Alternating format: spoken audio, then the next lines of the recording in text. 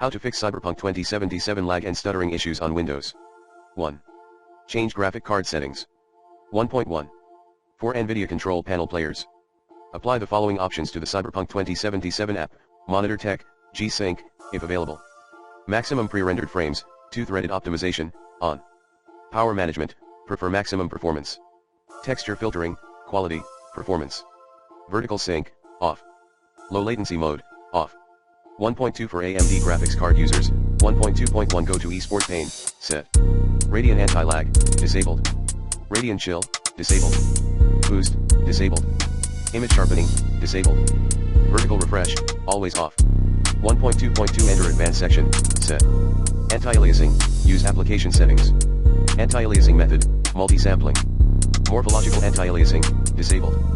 Anisotropic filtering, disabled. Texture filtering quality, performance. Surface format optimization, enabled. Tessellation mode, override application settings. Maximum tessellation level, off. OpenGL triple buffering, disabled. GPU workload, graphics. 2. Lower in-game graphic settings by setting crowd density as low. Path, settings gameplay. 3. Update graphics driver using the recommended Avast driver updater in this video guide. 4. Turn off the Xbox game bar. 5.